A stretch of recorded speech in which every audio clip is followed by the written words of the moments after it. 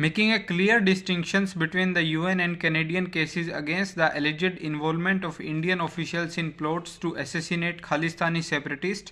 Foreign Minister S. Jaishankar said the US, unlike Canada, does not justify separatism, terrorism, and extremism in the name of freedom of speech.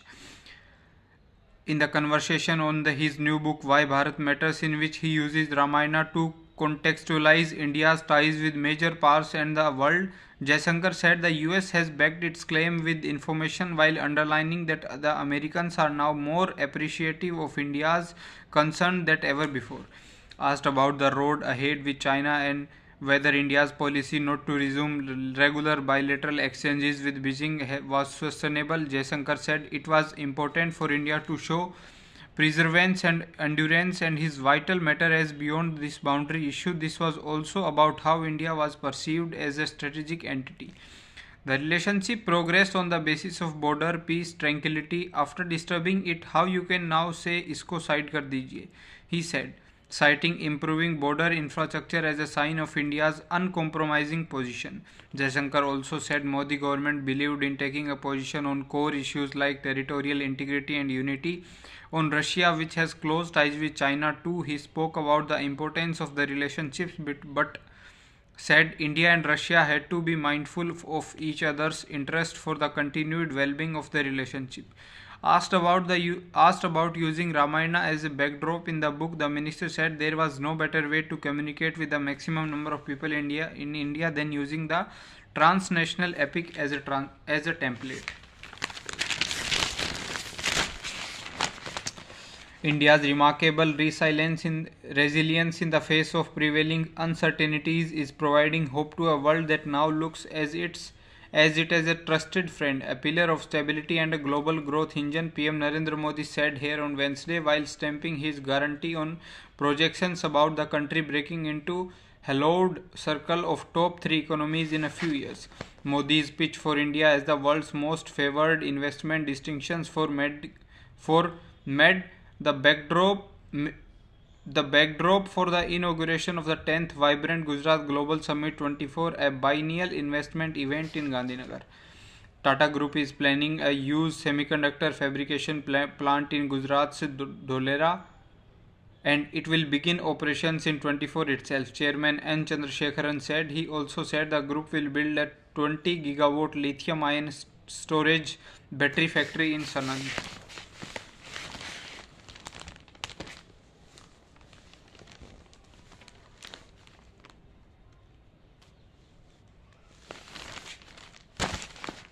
Responding to the case filed against Nikhil Gupta, accused of plotting the murder of Khalistani separatist and terrorist Gurpatwant Singh Pannu, a US court has asked prosecutors to share with the defense the evidence to justify seeking the Indian citizen's extradition from the Czech Republic where he is imprisoned.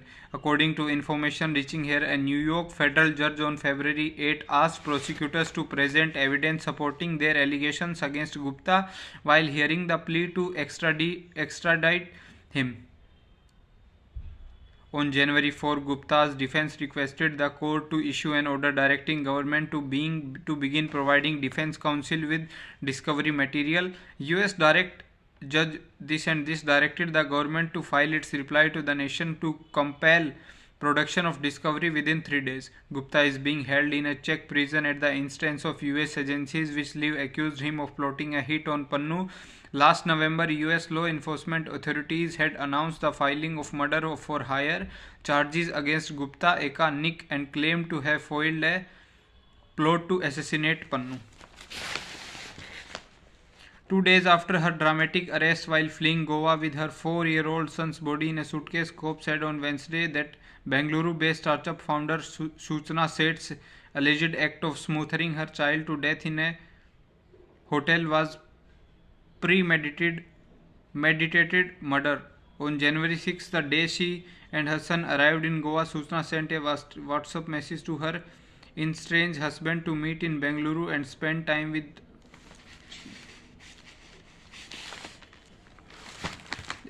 Congress President Mallikarjun Kharge, former party chief Sonia Gandhi and Lok Sabha MP Adhir Ranjan Chaudhary on Wednesday respectfully declined government's invitation to attend the Ram Temple consecration ceremony in Ayodhya, saying they would not attend an RSS BJP event. The Congress statement sought to make a distinction between the BJP backed political event and the party's reverence for the Ram temple.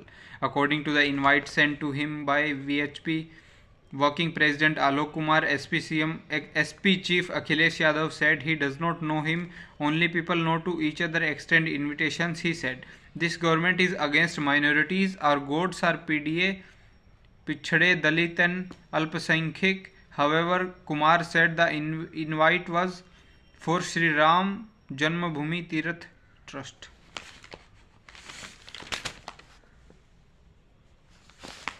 Pulling up Gujarat Corp and administration for allowing a Surat businessman to be taken into police custody after it had granted him anticipatory bail, Supreme Court has initiated contempt proceedings against them, terming it a gross contempt of its order.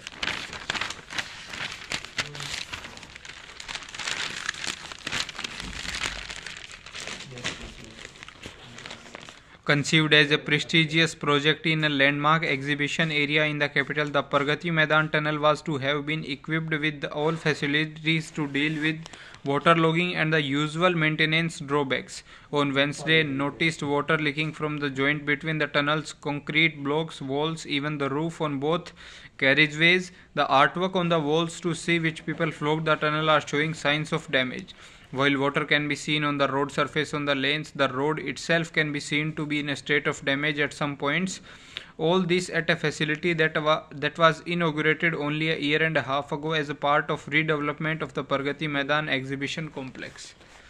In addition to the water woes, a portion of the steel artwork on the lane towards ITO has also been cut down and stolen. The Public Works Department, which maintains the tunnel, attributed the leakage to wetness of the soil surrounding the tunnel. Whenever there is a high level of water in the soil surrounding the tunnel, leakages through the extension joints can be detected. We are working on repairing the drainage in a tunnel, claimed a PWD official. The water table in the area where the road has been constructed lies above the tunnel depth. It is mainly this that forces water through the expansion joints of the concrete structure, but there also is leakage from the Delhi Jal Board service line, which was damaged when some work was carried out by PWD on the road surface but had been fixed.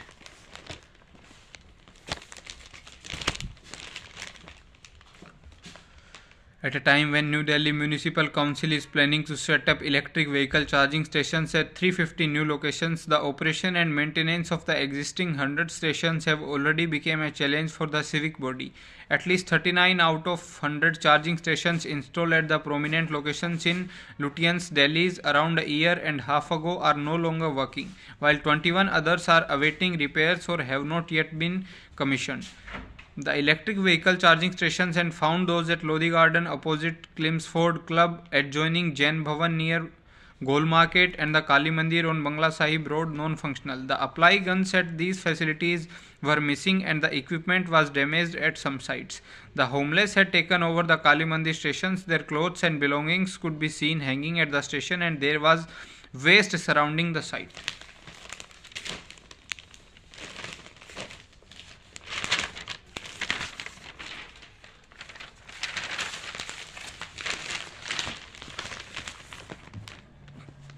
Six months after Delhi government announced a one-time settlement scheme to address water bills woes, the plan is yet to be implemented.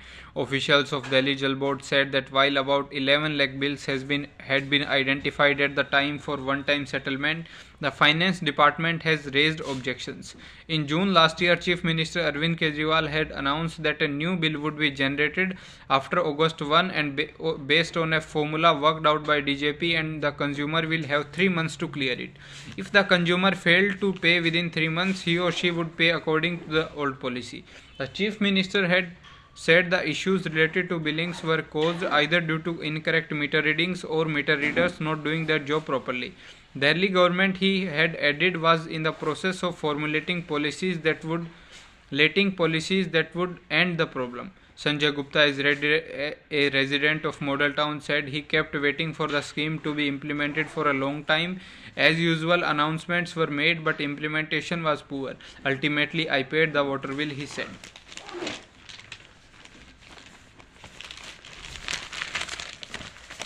The exam center at a Delhi University College in South Campus wears the look of a wedding venue these days, with students, chairs and table placed facing each other in makeshift tents. A cluster of tents divided into three centers has been set up for students of School of Open Learning to write their exams. Nearly 25,000 students were admitted this year to Seoul, making a total of over 3.5 lakh students. Due to the small size of School of Open Learning campus, accommodating the additional students proved challenging. Payal Mego, Director Campus of Open Learning, told that the makeshift facilities, including tents and blowers, would remain in place until January 18 for the remaining exams.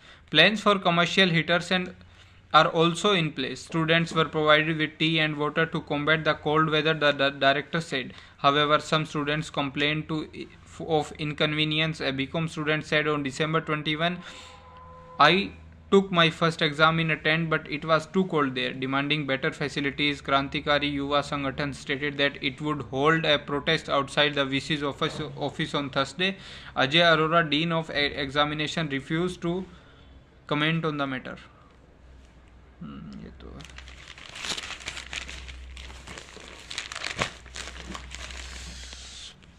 Delhi recorded the highest PM 2.5 levels among the cities that are far behind the target of reducing PM 10 and PM 2.5 under the National Clean Air Program, logging an average PM 2.5 of 102 micrograms per cubic meter in 23, an increase of 2.5% over the level in 22. Delhi did, however, make a marginal improvement of 5.9% from 2 PM 2.5 in 19. NCAP was launched 5 years ago on January 10, 19 and targeted a reduction in PM10 by 20 to 30% by 24 and 40% by 26 in 131 non-attainment cities.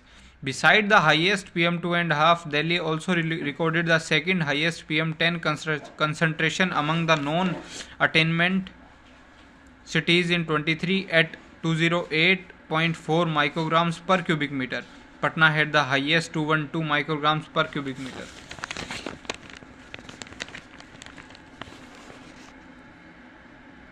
After a NGT constituted committee found contamination in water samples from 180 societies in Dwarka, the tribunal has directed Delhi Pollution Control Committee to re-examine the source of contamination and reason for presence of ammonical nitrogen and total dissolved solid in samples.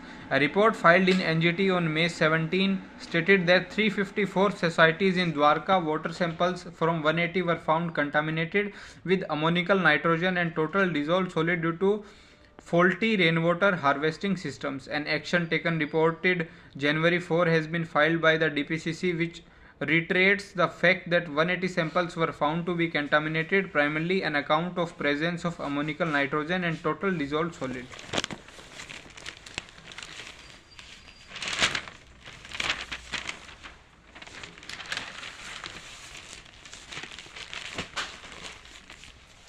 The city woke up to a cold and rough Wednesday, but with a better AQI. The average minimum temperature was 7 degrees Celsius, which is the season's normal. Strong cold northwesterly winds added to the chill outdoors, though the skies became clear towards the late morning and afternoon. The city got much needed sunlight. The air quality index receded from very poor rains to poor. It was 343 on Thursday and 273 on Wednesday. The maximum and minimum temperature on Thursday may be 17 or 6 degrees Celsius respectively, with the possibility of shallow fog in the morning hours. On Wednesday, strong winds dissolved the upper layer of fog, improving visibility. The maximum temperature was 15 degrees Celsius, 4 notches below normal and against 13 degrees Celsius a day earlier. Several areas saw a cold and a severe cold day. At Palam, the maximum was 12 degrees Celsius, 6 notches below normal. At Lodi Road, the maximum read was 14 degrees Celsius and in Mayurviar at 13 degrees. These were among the areas suffering cold day conditions. Jafarpur 12 degrees Celsius was the coldest area in the city. A cold day is declared when the minimum temperature is below 10 degrees Celsius and the maximum is 4.5 degrees from below normal. For a severe cold day, the maximum temperature must be at least 6.5 degrees below normal. The weather department said the maximum temperature may rise from Thursday onwards. The wind speed reached up to 15 to 18 km per hour, due to which the upper fog layer dissolved and the skies were mostly clear. Since the winds were coming from northwesterly direction, the cold day conditions continued. From Thursday onwards, the temperature will begin to rise. A scientist at IMD said the quality is likely to remain in the poor band on Thursday and likely to be in the very poor category on January 12 to 13. The IITM Air Quality Early Warning System said. The continuing cold conditions in the city pushed the peak winter power demand to an all-time high of 5600 megawatt on Wednesday morning, DISCOM officials said. The previous all-time winter high was 5500 megawatt on Friday. Barring January 2, Delhi's peak power demand this month was remained above 500 megawatt mark every day. According to the real-time data of State Load Dispatch Center, Delhi, the demand touched 5600 megawatt on Wednesday. The spike is mainly due to the increase in the use of electricity for heating purposes, a BSES DISCOM official said. In 23, the highest winter demand was 5500 megawatt on January 6, according to SLDC. The DISCOM official assured that both BSES Yamuna and BSES Rajdhani were ready to meet the rising demands. Apart from long-term agreements with power plants, over 200 megawatt of green power will play a significant role in ensuring reliable power supply to BSES consumers during the winter months, he said.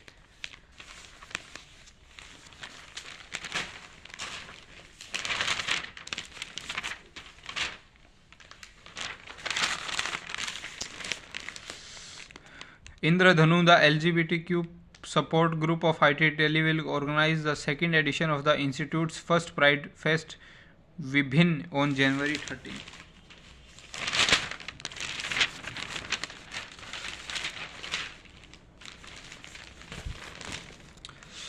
Amid political tension, the BJP-led Manipur government granted on Wednesday conditional approval for Congress MP Rahul Gandhi's Bharat Jodo Nyay Yatra after 8 days of uncertainty. The consent, however, comes with restrictions permitting only the flagging off of the yatra with a limited number of participants at a public ground in Imphal East District this Sunday. Rahul, accompanied by Congress Chief Mallikarjun Kharge, is scheduled to arrive in Imphal on Sunday morning, and the state Congress leadership is yet to finalize the venue after the imposed restrictions. Congress is exploring alternative locations outside Imphal for the event. Earlier in the day, Manipur Congress President this declined permission for using the venue at Hata Kanjengbung for the Yatra's flagging of ceremony. The reported denial of permission triggered a political slugfest.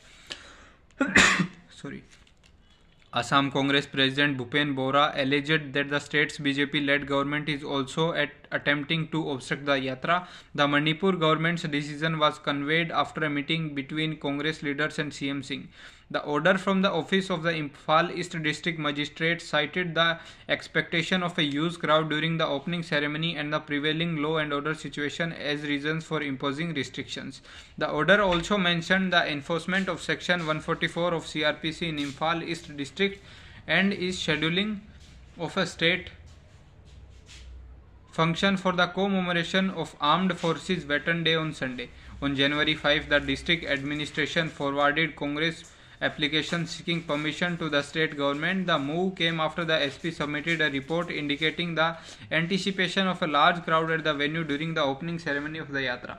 The yatra is scheduled to cover 6,713 km in buses on foot, traversing 110 districts, 100 Lok Sabha seats and 337 assembly segments in 66 days. The yatra is expected to reach Nagaland on January 15, enter Assam on January 18 and culminate in Mumbai on March 20. A year ago, Kalyan resident Rafiq Shah and based Ayurvedic Dr. Rahul Yadav met each other in a dialysis clinic on Civic Run KEM Hospital on Wednesday. When they left the hospital, it was with a unique bond. Shah had a kidney donated by Yadav's mother. Observing that health is precious, getting proper treatment is his valuable right, and that ED cannot oppose the same. A special PMLA court on Tuesday allowed 74-year-old arrested Jet Airways Limited founder Naresh Goyal's plea to visit his private doctors.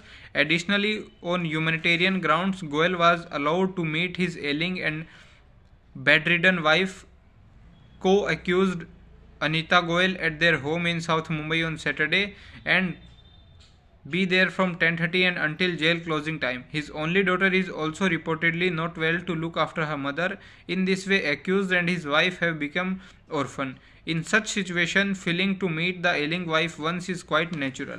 No prejudice will be caused to ED if the same is allowed, Special Judge M.G. Deshpande said.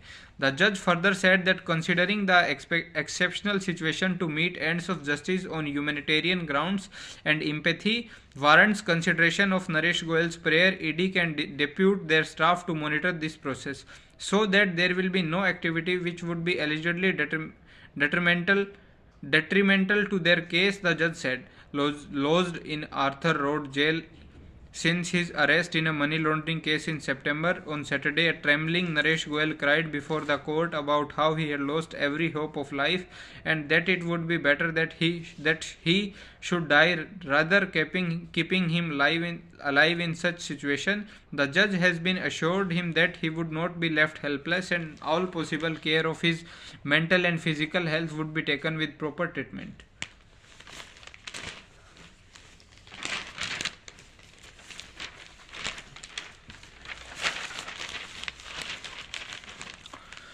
More than a century-old Aligarh Muslim University's roller coaster ride in courts over its claim to being a minority institution ran into a serious hurdle as Supreme Court on Wednesday asked it to justify the minority character of its administration when the varsity's 180-member governing council has just 37 Muslim members. A bench of CJI D.Y. Chandrachud and Justices Sanjeev Khanna this drew AMU counsel Rajiv Dhawan's attention to the composition of AMU's governing council, termed as the Court of University under the AMU Act, and asked whether non-Muslim nature of administration would undercut its claim for minority educational institution status. Under Article 30 of the Constitution, all religious and linguistic minority communities have the right to establish and administer educational institution of their choice. After Dhawan had elaborated on Muslim coming together to establish Muhammad Anglo-Oriental College, which culminated into AMU in 1920, the question about satisfying the second test administration came up. The CJI asked expressly by statute there is a requirement of 37 of 180 members being ordinarily Muslims. Will that impact the requirement that a minority institution must be administered by the minority community? If the test under Article 30 included administration will be sufficient, that the administration is given to a composite multi-member body, in this case are Muslims. Does it satisfy the administration test to qualify as a minority institution? Dhawan said as long as the institution was established by the minority community and its object was to cater to the minority community, the administration need to be 100% controlled by the minority community for retention of minority institution status.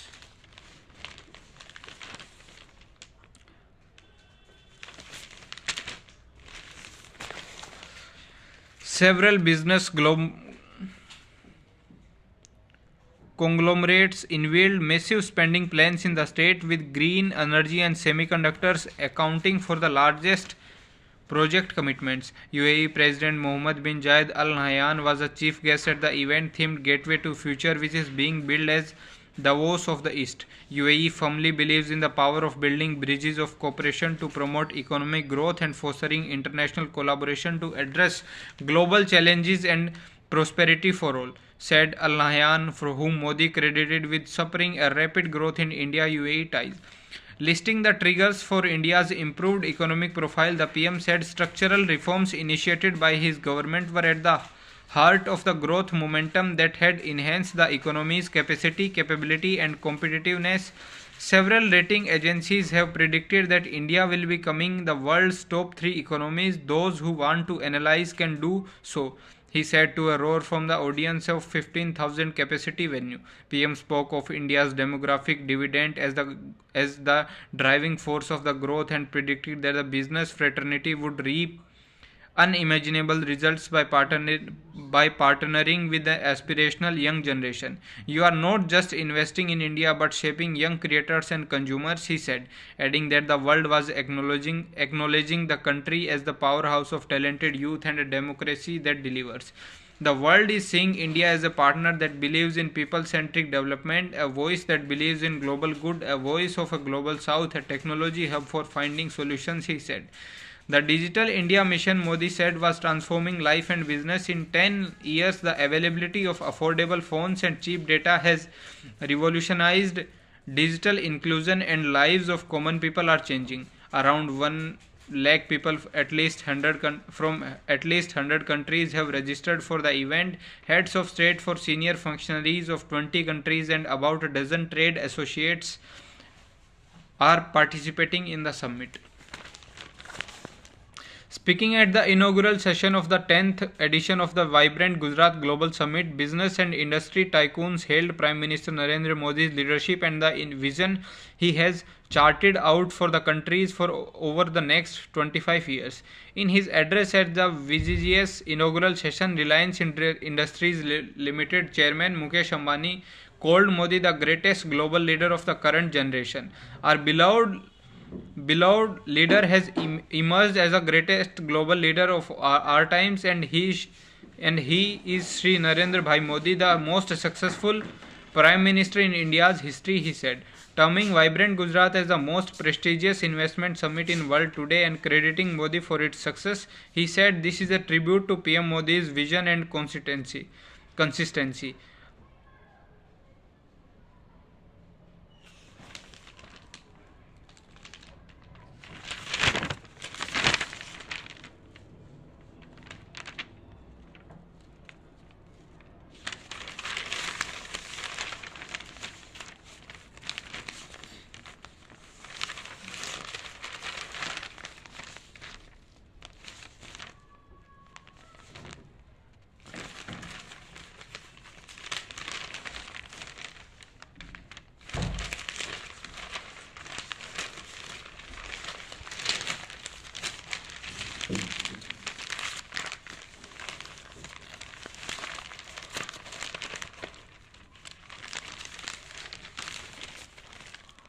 The US and Britain said that their warships on Tuesday had shot down one of the largest barrages yet of drones and missiles fired from Houthi-controlled areas of Yemen towards commercial ships in the Red Sea, highlighting the Iranian-backed military's escalating effort to disrupt global commerce in the protest of Israel's war against Hamas. F-18 fighter jets from aircraft carrier DWIT D and 4 other warships intercepted a complex attack involving 18 drones, 2 anti-ship cruise missiles and 1 anti-ship ballistic missile, the US military's Central Command said in a statement. No injuries or damage were reported, the command said. Grant Shapps, UK Defence Secretary, said that Diamond, a British Navy destroyer, has also responded to repel the Houthis' largest attack since they began targeting ships in the Red Sea. The Houthis have carried out 26 attacks on commercial shipping in the Red Sea since November 19, as per the US military. Houthi military spokesperson said the group forces had used a large number of missiles and drones to target an American ship that was offering support to the Zionist entity. It was not clear if he was describing on Tuesday attack. Saria said that attack is in response to a US response 10 days ago that sank 3 Houthi boats, killing its 10 fighters.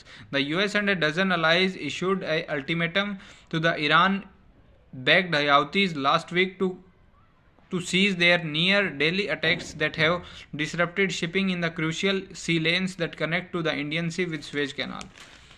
Pakistan's Supreme Court validated on Wednesday the death sentence awarded to the now deceased former military ruler Pervez Musharraf by a special court in a high treason case. He had been booked for high treason in 2013 in a case moved by former PM Nawaz Sharif's government. In 2019, a special court has found him guilty of treason Under Article 6 of Pakistan's Constitution, Article 6 holds that a person who abrogates or subverts or suspends or holds in abeyance the country's constitution had committed high treason. In Pakistan's history, this was the first time that a military chief has been found guilty and sentenced. Musharraf died in exile in Dubai on February 5, 2023. On January 13, 2020, the Lahore High Court has abolished the death penalty and declared illegal all actions taken against Musharraf. The Lahore High Court's verdict was challenged soon after. In his short order, a four-member Supreme Court judge Aziz by this Wednesday reinstated that death sentence and dismissed the appeals. The top court observed that there were two questions before it: whether an appeal could be heard after the person has passed away, and if the death penalty is upheld, with Musharraf's legal heirs be entitled to the benefits.